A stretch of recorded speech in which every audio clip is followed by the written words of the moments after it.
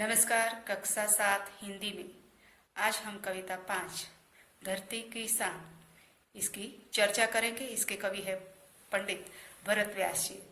तो इस कविता में कवि भरत व्यास जी ने कहा है कि मनुष्य बड़ा ही महान है। इस गीत में कवि मनुष्य को सबसे बुद्धिमान बताते हैं। मनुष्य ने अपनी बुद्धि और कठोर परिश्रम के कारण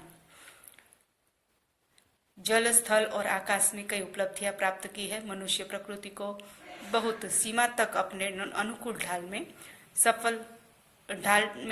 के लिए सफल हुआ है। मनुष्य के लिए कोई भी कार्य असंभव नहीं है, ऐसा इस कविता में बताया गया है। मनुष्य जो चाहे वो कर सकता है, यही भाव व्यक्त किया है इस कविता में। आइए हम कविता पढ़ते हैं। तो धरती की शान तू, भारत की संतान, तेरी मुट्ठियों में बंद तूफान है रे, मनुष्य तो बड़ा महान है। इस पंक्ति के द्वारा कवि कहते हैं कि हे भारत के पुत्र, तू इस धरती का गौरव है। तेरी मुट्ठियों में तूफान बंद पड़ा है। तुझ में तूफानों को भी अपने वश में करने की ताकत है। हे मनुष्य, तू बहुत ही बड़ा ज्ञानी है और महान है। इसके बाद की जो पंक्ति है, तू जो चाहे पर्वत पहाड़ों को फोड़ दे। तो यहाँ पर जो आपको दिखाई दे रहा है कि मनुष्य ने ऐसी उपलब्धियां प्राप्त की है जिससे बड़े बड़े पहाड़ को भी वो फोड़ सकता है। तो इस पहाड़ को फोड़कर वो उसके पहाड़ के साथ साथ नदियां जब पहाड़ से निकलती है तो तू जो चाहे नदियों के मुख को भी मोड़ दे। तू जो चाहे माटी से अमृत निचोड़ दे। तू जो चाहे धरती को अंबर से छोड़ दे। अमर तेरे प्राण मिला तुझको वरदान, तेरी आत्मा में स्वयं भगवान है। इस कविता में मनुष्य कुछ भी कर सकता है, ऐसा भाव प्रकट हुआ है। और भरत व्यास जी यही कहना चाहते हैं कि मनुष्य ने पहाड़ों को भी तोड़ डाला है और पहाड़ों में से जो नदियां बहती है तो इस नदियों के मुख को भी मोड़ दिया है, यानी कि उसके उद्गम स्थान को भी मोड़ दिया है। तू जो चाहे माटी से अमृत निचोड़ दे। तो हे मनुष्य, तू चाहे तो पर्वत को तोड़ सकता है, तू चाहे तो नदियों के बहाव को भी बदल सकता है, तू चाहे तो मिट्टी से अमृत निकाल सकता है, तू चाहे तो धरती को आकाश से जोड़ सकता है, तू अपने अनोखे कामों से मरकर भी अमर हो सकता है। तुझे अमरता का जो वरदान मिला है, तेरी आत्मा में स्वयं भगवान बैठा हुआ है। तो इस प्रकार कवि कहते हैं कि तू बहुत ही बड़ा महान है, कुछ भी कर सकता है और कुछ भी करने की ताकत मनुष्य में है। इसके बाद की जो पंक्ति है, नैनों में ज्वाल, तेरी गति में भूचाल, तेरी छाती में छिपा महाकाल है, पृथ्वी के लाल तेरा हिंगिरी सा भाल, तेरी भ्रुकुटी में तांडव का ताल है, निज को तू जान जरा शक्ति पहचान, तेरी वाणी में युग का आह्वान है रे।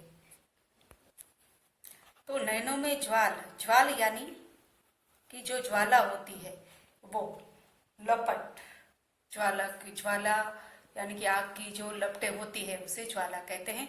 तेरी गति में भूचाल है, तो भूचाल यानी भूकंप। और तेरी छाती में छिपा महाकाल है, तो महाकाल यानी कि जो शिव भगवान है उसका दूसरा नाम है। और भगवान शंकर का जो संहारकारी जो रूप था, स्वरूप था, उसे महाकाल कहा जाता है।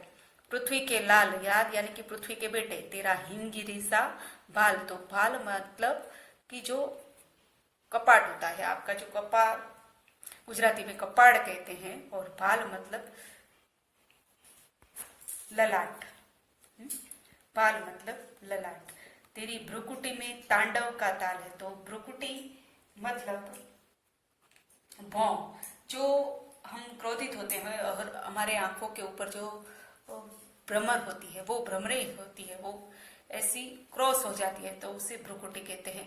तो भ्रुकुटी में तांडव का ताल है, यानी कि क्रोधित में भौ को तिरछी करना, तो भ्रुकुटी कहा जाता है। तांडव यानी भगवान शिव जब भयानक नृत्य करते हैं तो उसे तांडव कहते हैं। तो तांडव का ताल है, निज को तू जान जरा शक्ति पहचान। निज यानी खुद, खुद को तू जान जरा, अपनी शक्ति को पहचान, तेरी वाणी में युग का आह्वान है। तो निज यानी खुद, अपने आप को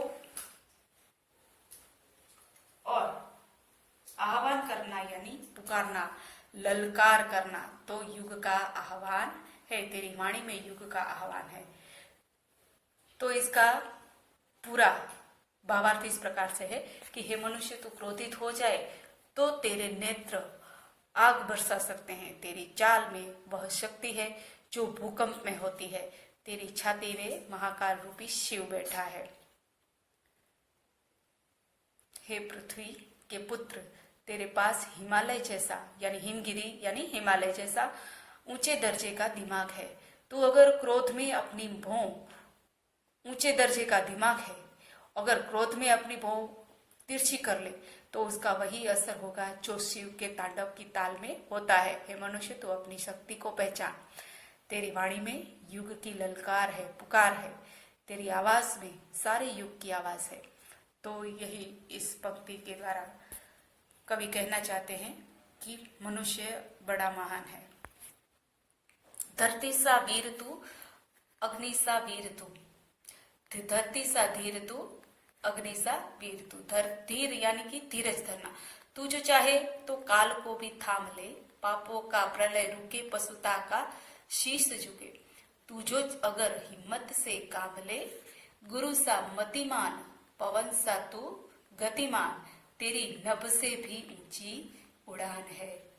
मनुष्य तू बड़ा महान है।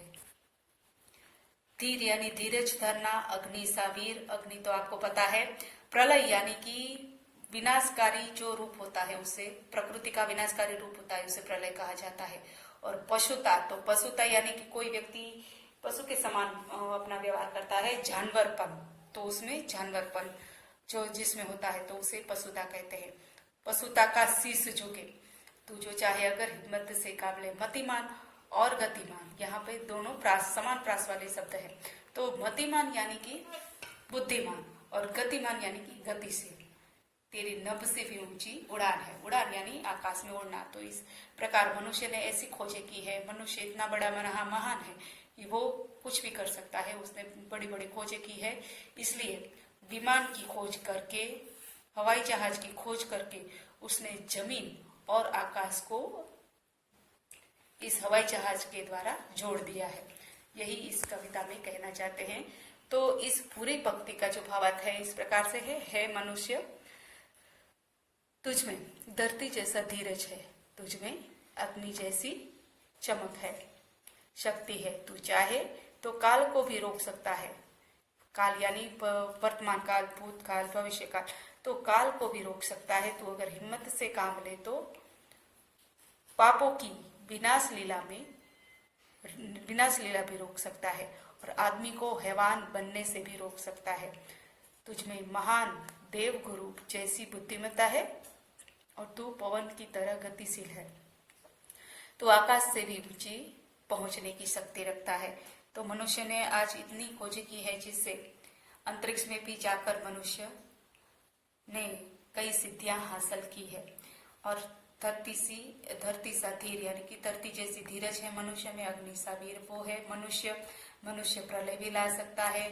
और मनुष्य जो लोगों में पशुता समान जो लोग होते हैं उसमें उसके जानवरपन को भी दूर करने की शक्ति मनुष्य में है। मनुष्य बुद्धिमान है और गतिशील व्यक्ति है। इसलिए यहाँ पर पंडित भरत व्यास जी इस कविता के द्वारा यही समझाना चाहते हैं कि मनुष्य बड़ा महान है।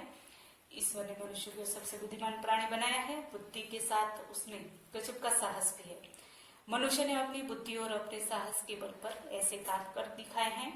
कभी असंभव माने जाते हैं, उसे भी संभव बनाने की शक्ति मनुष्य में है। जल, थल और आकाश में भी अपनी सत्ता स्थापित करने में वह सफल हुआ है। तो इसी प्रकार यहाँ पे जो हमारी कविता की समझ है वो पूर्ण होती है। हम आगे इसके प्रश्नों की चर्चा करेंगे। चलो बच्चों, बाय।